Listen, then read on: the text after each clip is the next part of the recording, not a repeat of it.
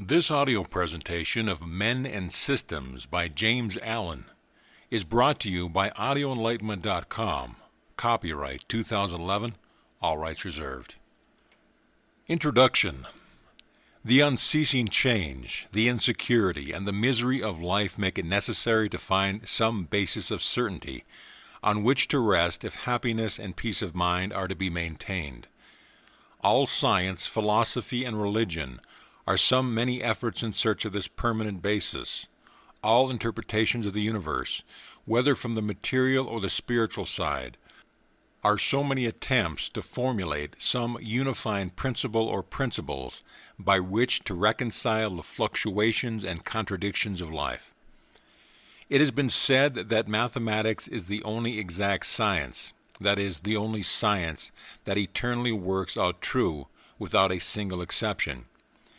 Yet mathematics is but the body of which ethics is the spirit.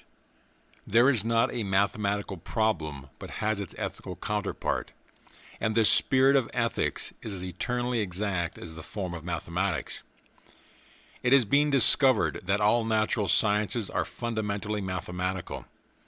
Even music, popularly considered to be as far removed from mathematics as possible, is now known to be strictly mathematical. The science of harmony revealed certain fixed tones which never vary in their relative proportions, and all of which can be numerically resolved. These tones, like the numbers which represent them, are eternally fixed, and though their combinations, also like the combination of numbers, are infinite, a given combination will always produce the same result. This mathematical foundation in all things is the keystone in the temple of science, and this mathematical certainty constitutes the rock of ages and the great peace of which and in which the saints and sages have ever found rest from the stress and turmoil of life. Human life and evolution at present is the learning of these preliminary lessons which are leading the race towards the mastery and understanding of this basic or divine knowledge. For without such a permanent, exact mathematical basis, no lesson could be learned. When human beings are spoken of as learning the lessons of God or of life, two things are inferred, namely, a state of ignorance on the part of the learner, and two, that there is some definite knowledge which he has to acquire. This is seen plainly in a child at school. Its lessons imply that there is a permanent principle of knowledge towards which is progressing. Without such knowledge, there could be no lesson. Thus, when one speaks of erring men as learning the lessons of life, he infers, whether he realizes it or not, the existence of a permanent basis of knowledge towards the possession of which all men are moving. This basic principle, a knowledge of which the whole race will ultimately acquire, is best represented by the term divine justice. Human justice differs with every man according to his own light or darkness, but there can be no variation in that divine justice by which the universe is eternally sustained. Divine justice is a spiritual mathematics. As with figures and objects, whether simple or complex, there is a right and unvarying result, and no amount of ignorance or deliberate falsification can ever make it otherwise. So with every combination of thought or deeds, whether good or bad, there is an unvarying and inevitable consequence with nothing can convert. If this were not so, if we could have effect without cause, or consequence unrelated to act, experience could never lead to knowledge. There would be no foundation of security and no lessons which could be learned. Thus, every effect has a cause, and cause and effect are in such intimate relations as to leave no room for injustice to creep in. Nevertheless, there is ignorance, and through ignorance the doing of life's lessons wrongly, and this doing of life's sums wrongly is that error or sin which is the source of man's suffering.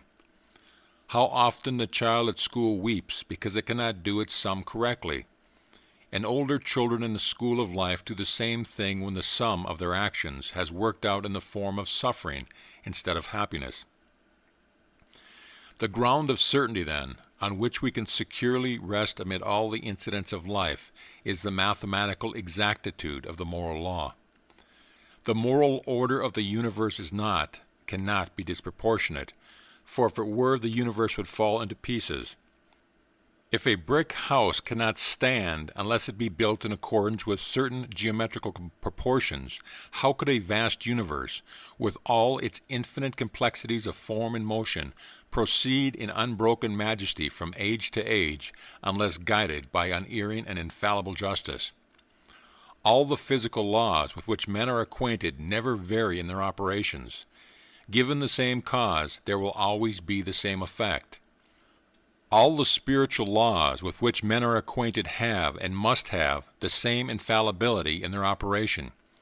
Given the same thought or deed in a life circumstance, and the result will always be the same. Without this fundamental ethical justice, there could be no human society. For it is the just reactions of the deeds of individual which prevent society from tottering to its fall. It thus follows that the inequalities of life, as regards the distribution of happiness and suffering, are the outworking of moral forces operating along lines of flawless accuracy. This perfect law is the one great fundamental certainty in life, the finding of which ensures a man's perfection, makes him wise and enlightened, and fills him with rejoicing and peace. Take away a belief in this certainty from a man's consciousness, and he is adrift on a self-created ocean of chance, without rudder, chart, or compass. He has no ground on which to build a character or life, no incentive for noble deeds, no center for moral action. He has no island of peace and no harbor of refuge.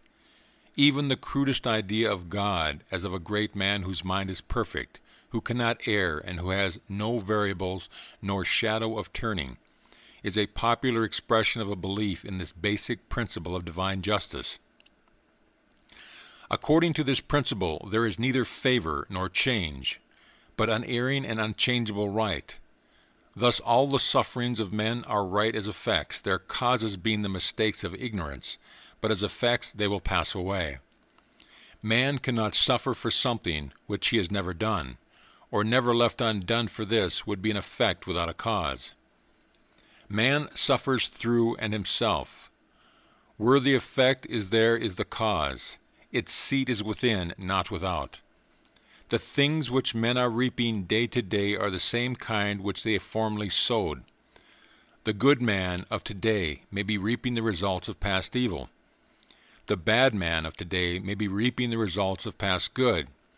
Seen thus, this divine principle throws all illuminating light on those cases where the good suffer and fail, and the bad enjoy and prosper.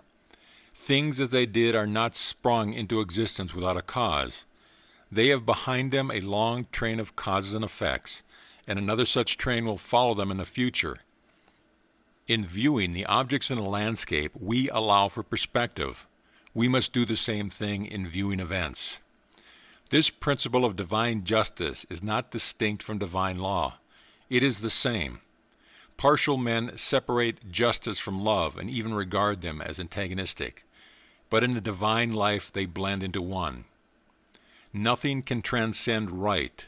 Nothing can be more loving than that we should experience the sequence of ignorance and error, and so become perfected through suffering. In this divine love, which never alters, never errs, never passes over a single deed, we have a sure rock of salvation. For that which could shift and change could afford no foothold. Only in the unchangeable, the eternally true, is there permanent peace and safety.